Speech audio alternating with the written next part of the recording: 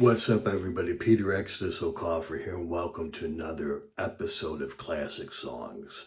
And today we're doing a ballad, and I have a subcategory, with classic songs with this own, little folder here on my YouTube channel for ballads with classic songs. So today we're doing "You're in My Heart," the final Acclaim by Rod Stewart. And what a classic. Love this song. It's one of the best ballads from the 70s by far, if you ask me. So this drops in 1977. It hits number 4 in the US in the Billboard Hot 100. It's the rise up. I mean, Maggie May becomes before this. And then this drops in 1978. Rod Stewart has another smash, "Do You Think I'm Sexy?" So these are probably the three biggest, songs of the 70s from, Rod Stewart as a solo artist. Lyrically, this is one of the best ballads of all time. It kind of covers love at first sight, longing for more, and missing a lover who is not around. So this song was written for Britt Eklund. I think she's Swedish, and she was a Swedish model. She was a Bond girl, so she appeared in one of the James Bond movies. She did other movies as well. So it's Britt, Britt Beklund. So they lived together and dated from 1975 to 1977, and they broke up soon after this song was released. So yeah. So after they broke up, she sued Rod Stewart, claiming,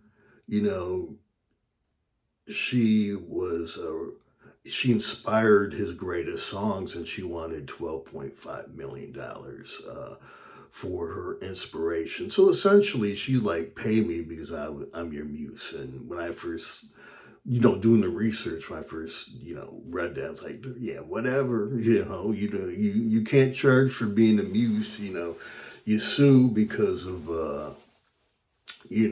someone steals the melody, essentially. That's what you can sue for. Surprisingly, sort of, they settled for $500,000 dollars or pounds. It doesn't say. It just said 500,000, in property. So she did kind of win something out of it. So she said it was about her, and Rod Stewart came out and said, no, it's a generalized song about love in general. So interesting backstory there. So why does "You're in My Heart" work? It does something that all great songs do. First of all, it's a pretty simple song, and for much of the song, it's just kind of, two acoustic guitars kind of dueling. They're kind of coiled and intertwined, and they play off each other. And, you have one that seems to be doing more lead, and one, playing more repetition and being more of the rhythm guitar. So the first couple verses, that's pretty much what goes on. And the chorus, you have, a strings. I think it's not even strings. I think it's a violin, the first two choruses. Then you have, the drums coming in on the chorus. So the first 2/3 of the song is these acoustic guitars, and then you have the drums and the violin in the chorus. And in the back end of the song, you have the intensity building, because you're adding things, so you have the stripped down verse, and you have more instruments in the chorus. And then that final third, the final verse, you start adding background vocals. And the last chorus, you have more background vocals and a little bit of electric guitar. I mean, there's no distortion there, but, just to kind of amp it up a little bit, with, the intensity by, because, a a clean amplified electric guitar will still have slightly more of a punch than an acoustic guitar will. So, but yes, this is you marry those just outstanding lyrics, with the how they slowly build the intensity by adding more, sonic elements or musical elements into the song as the song goes along. And that's just what captivates you. It's not even, it's all subtle and it's not in your face, but that's just, this is a master class in how to write, a masterfully beautiful song.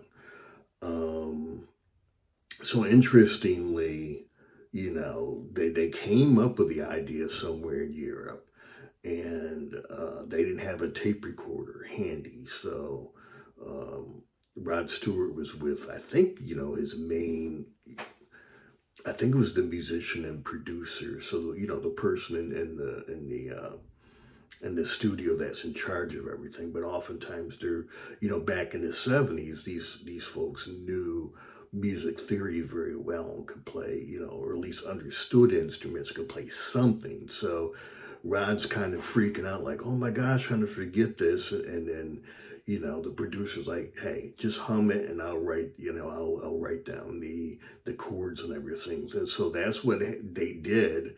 And he wrote the chords on like a cigarette case, the little cigarette boxes they had back in the day, they had the, now it's soft, they have the little soft things where they stick the cigarettes in, but they had the soft one that would stick in the box. So that's how the song got written, and thank goodness it did, because this is a classic.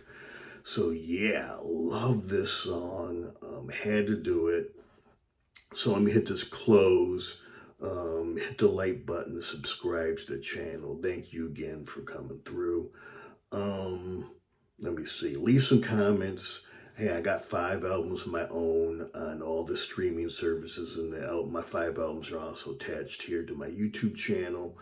I recorded under the name Exodus, Xodus. My first album is called Book One. I also write science fiction and fantasy, and I have 2 novels and a novella on Amazon. I write under the name Peter Exodus O'Coffer. So thank you again for coming through, and I will see you next episode.